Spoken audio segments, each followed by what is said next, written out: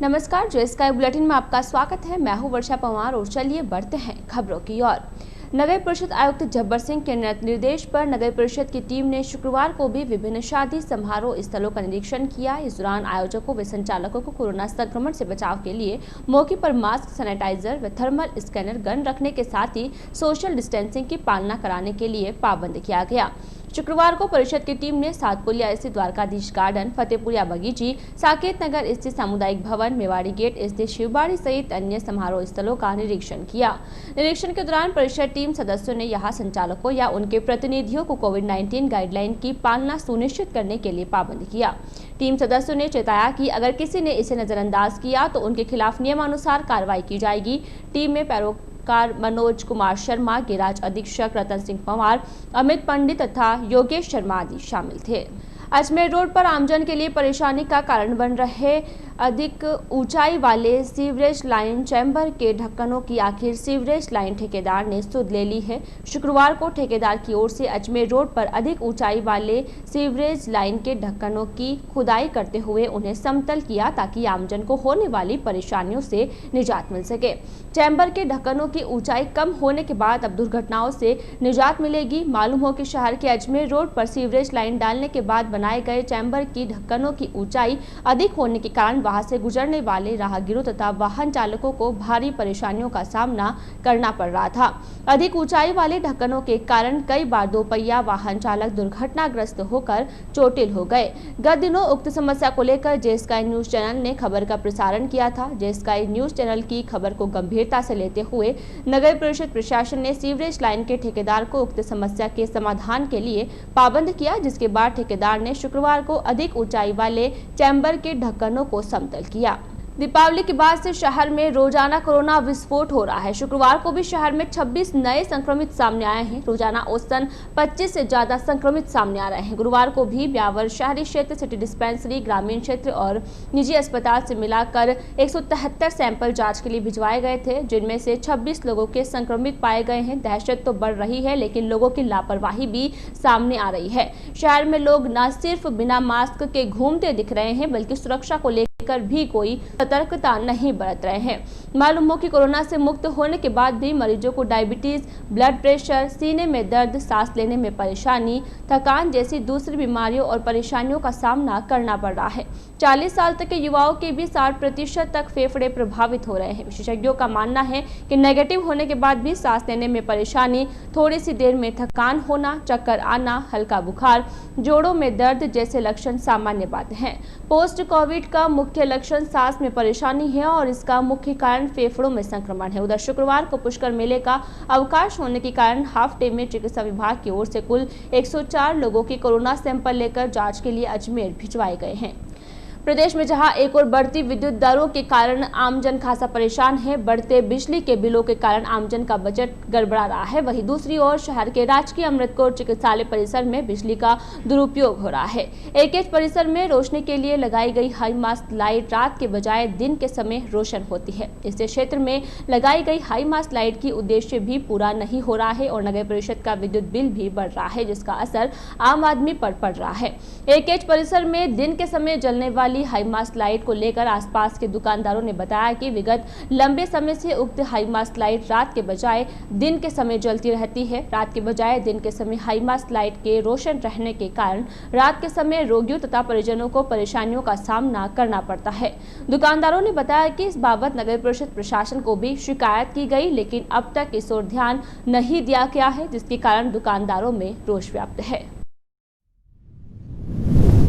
जो लाइटें हैं वो दिन में चालू रहती है और रात को बंद पड़ी रहती है और इस पर नगर परिषद और प्रशासन की ओर से कुछ ध्यान नहीं दिया जा रहा है। कृपया इस पर ध्यान दिया जाए और लाइटों को चालू किया जाए रात को। और आधी लाइटें चालू रहती है, आधी लाइटें बंद पड़ी रहती है और दिन में ये चल रही है लाइटें, और रात को भी यही समस्या है कि आधी लाइट चलती रहती है और आधी लाइट बंद पड़ी रहती है।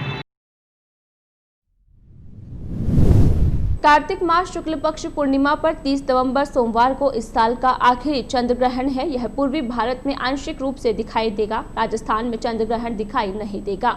यह उपछाया चंद्र ग्रहण होगा। इस दौरान चंद्रमा धुंधला होगा। शास्त्रों में उपछाया चंद्र ग्रहण को ग्रहण नहीं माना गया है, इस कारण सूतक भी नहीं लगेगा। पंडित खेमराज शर्मा के अनुसार चंद्र ग्रहण 30 नवंबर को पूर्वी भारत में असम, अरुणाचल प्रदेश, मेघालय, मणिपुर, पश्चिम बंगाल, बिहार व झारखंड में दिखाई देगा। राजस्थान, दिल्ली, उत्तर प्रदेश, मध्य प्रदेश, हरियाणा, पंजाब व गुजरात में चंद्र ग्रहण दिखाई नहीं देगा। इस कारण ग्रहण के निमित्त लगने वाला सूतक भी इन राज्यों में मान्य नहीं होगा।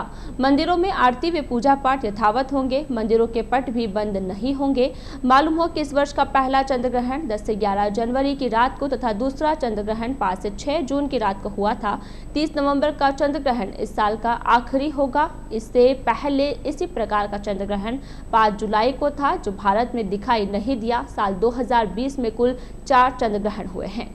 शहर में बढ़ते कोरोना संक्रमण की रोकथाम के लिए उपखंड प्रशासन की ओर से चलाया जा रहा कोरोना जागरूकता अभियान शुक्रवार को भी जारी रहा। इस दौरान पुलिस मित्रों एवं भामाशाह MJF लायन जगदीश रायपुरिया की ओर से शहर के एकता सर्किल, महादेव जी की छतरी, लोहरान चौपड़ तथा चांगेट से बिना मास्क लगाए गुजरने वाले राहगीरों को मास्क भेंट करते हुए कोरोना से बचाव के लिए जागरूक किया। साथ ही उन्हें घर से बाहर निकलते समय मास्क लगाने का आग्रह किया।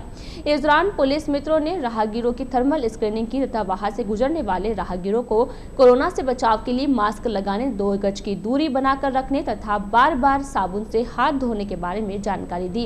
इस दौरान भामाशाह जगदीश रायपुरिया ने राहगीरों को 200 से अधिक मास्क वितरित किए। मास्क वितरण के दौरान पुलिस मित्र प्रवीण बड़ोला, अब्दुल हकीम, मनीष बंट, घनश्याम सोलंकी तथा सुंदर गहलोत आदि मौजूद रहे।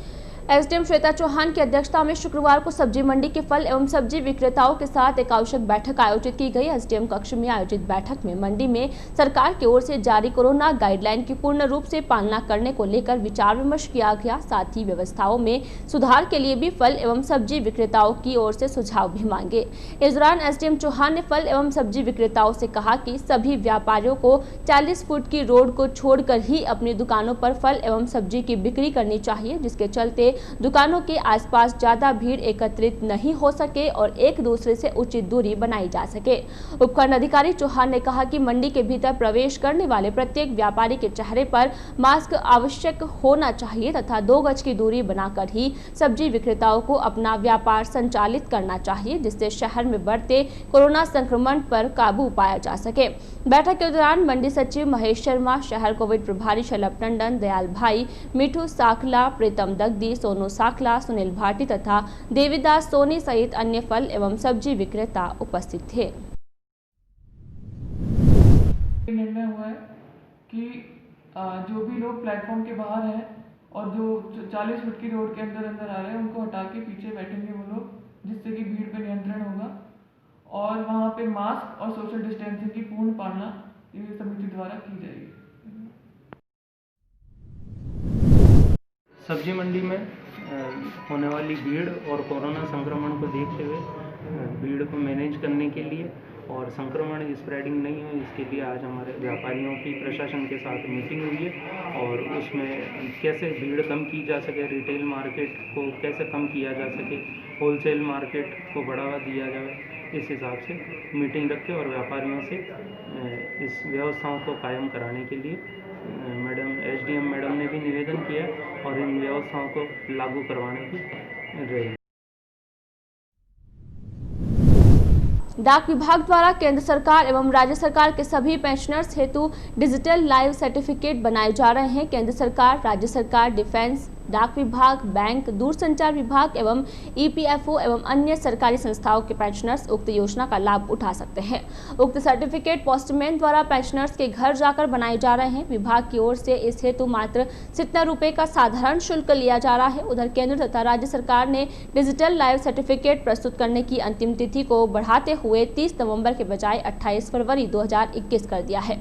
डाक विभाग के अनुसार अब सभी पेंशनर्स 28 फरवरी 2021 तक अपना डिजिटल लाइव सर्टिफिकेट बनवाकर अपने अपने विभागों में प्रस्तुत कर सकते हैं। डाक विभाग के सूत्रों के अनुसार ब्यावर डाक मंडल में अब तक 200 से अधिक पेंशनर्स ने इस सुविधा का लाभ घर बैठे उठा चुके हैं। मुख्य डाक अधीक्षक वीएस जैन ने ब्यावर मंडल के सभी पेंशनर से आग्रह किया है कि वे अपने निकटतम डाकघर अथवा पोस्ट इन्फो ऐप के माध्यम से भी ऑनलाइन आवेदन कर सकते हैं। उपखंड अधिकारी श्वेता चौहान ने राज्य में कोरोना महामारी के बढ़ते प्रकोप के चलते शासन सचिव गृह विभाग की ओर से जारी दिशा निर्देशों के पश्चात शुक्रवार को विवाह समारोह संबंधी गाइडलाइन जारी की है। एसडीएम की ओर से जारी गाइडलाइन के उल्लंघन पर महामारी अधिनियम के तहत कार्यवाही की भी हिदायत दी गई है। गाइडलाइन के मुताबिक शादी समारोह के दौरान अतिथियों की संख्या 100 से अधिक नहीं होनी चाहिए। साथ ही इस दौरान सभी अतिथियों के लिए मास्क लगाना अनिवार्य होगा। समारोह के दौरान नो मास्क नो एंट्री तथा सोशल डिस्टेंसिंग की सख्ती से पालना सुनिश्चित की जाएगी। विवाह स्थल पर हाथ धोने हेतु साबुन एवं सैनिटाइजर की पर्याप्त व्यवस्था होनी चाहिए। कुर्सियों, सामान्य सुविधाओं एवं मानव संपर्क में आने वाले सभी बिंदुओं जैसे रेलिंग्स, डोर हैंडल्स एवं सार्वजनिक सतह, फर्श आदि की बार बार सफाई की जाएगी। विवाह समारोह में शामिल किसी व्यक्ति का स्वास्थ्य खराब होने, खांसी, जुकाम, बुखार अथवा किसी भी प्रकार का लक्षण पाए जाने पर उसका स्वास्थ्य परीक्षण एवं जांच करवाई जाकर होम आइसोलेशन संबंधित कार्यवाही की जाएगी। गाइडलाइन के मुताबिक विवाह समारोह के आयोजनकर्ता को आयोजन की अनिवार्य रूप से वीडियोग्राफी कराना आवश्यक होगा। समारोह में निर्धारित संख्या से अधिक मेहमान आमंत्रित करने एवं प्रावधानों की अवहेलना पाए जाने पर ऐसे आयोजनकर्ता के विरुद्ध राजस्थान महामारी अधिनियम 2020 के अंतर्गत जारी किए गए विनियमों में निर्धारित राशि 25,000 रुपये वसूल करने के साथ अन्य विधि सम्मत कार्यवाही की जा सकेगी। मुख्य सड़कों पर बारात के प्रोसेशन एवं प्रोसेशन के साथ डीजे बजाने पर पूर्ण प्रतिबंध रहेगा। यदि किसी अपरिहार्य कारणों से मुख्य सड़क पर प्रोसेशन, समारोह के आयोजन आदि किया जाना नितांत आवश्यक हो तो इसके लिए जिला मजिस्ट्रेट की लिखित में पूर्व अनुमति आवश्यक होगी। किसी भी प्रकार के वैवाहिक कार्यक्रम के आयोजन से पूर्व इसकी सूचना संबंधित उपखंड कार्यालय में अनिवार्य रूप से दी जानी आवश्यक है। उल्लंघन करने पर राशि ₹5 वसूल करने के साथ अन्य विधि सम्मत कार्यवाही की जाएगी। कोरोना संक्रमण के पश्चात सबसे अहम हथियार मास्क को लेकर उपखंड अधिकारी श्वेता चौहान की ओर से एसडीएम कार्यालय में मास्क बैंक की स्थापना की गई ताकि बैंक में जमा मास्क शहर के जरूरतमंदों को वितरित किए जा सके। कोरोना संक्रमण को लेकर प्रशासन की ओर से चलाए जा रहे नो मास्क नो एंट्री अभियान के तहत शहरवासी तथा भामाशाह भी दिल खोलकर उसमें सहयोग कर रहे हैं। इसी क्रम में शुक्रवार को शहर के दानदाता डीजे ट्रेडर्स के मालिक पुरुषोत्तम गेरियानी एवं श्रीमती जया गेरियानी ने 500 वाहन sticker no mask no entry, अभी मास्क ही वैक्सीन है, खुद मास्क पहनो, सभी को पहनो तथा कोरोना से जान बचाओ संदेश लिखे स्टिकर मास्क बैंक में जमा करवाए। इससे पहले उपखंड अधिकारी श्वेता चौहान ने स्टिकर का विमोचन किया। मास्क बैंक में प्राप्त इन स्टिकर्स को कोरोना जागरूकता अभियान के तहत वाहनों पर चिपकाए जाएंगे। मालूम हो कि इससे पहले भी दानदाता गेरियानी की ओर से नगर परिषद ब्यावर एवं मास्क बैंक में 6000 वाहन स्टिकर भेंट किए जा चुके हैं। शुक्रवार को स्टिकर्स जमा करवाने के दौरान कोविड प्रभारी शलभ टंडन भी उपस्थित थे। इस मौके पर टंडन ने कहा कि उक्त स्टिकर्स वर्तमान में विवाह समारोह स्थलों पर चिपकाए जा रहे हैं। टंडन ने बताया कि ब्यावर शहर में शुरू किए गए नवाचार मास्क बैंक में अब तक 35,000 से अधिक मास्क जमा हो चुके हैं। टंडन ने शहर के अन्य भामाशाह तथा दानदाताओं से भी कोरोना संक्रमण से बचाव के लिए मास्क बैंक में अधिक से अधिक मास्क जमा करवाने की अपील की है। आज के इस बुलेटिन में फिलहाल इतना ही। पूरी टीम के साथ दीजिए इजाजत, फिर मिलेंगे। नमस्कार।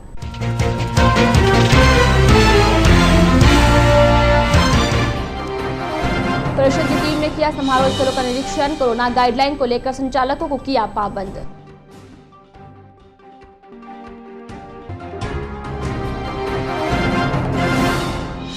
बढ़ती विद्युत दरों के बीच एकेज परिसर में हो रहा बिजली का दुरुपयोग, रात के बजाय दिन में जलती रहती है high mast light. SDM Shweta Chauhan ने ली सब्जी मंडी व्यापारियों की बैठक। मंडी में कोरोना गाइडलाइन की पालना करने के दिए निर्देश।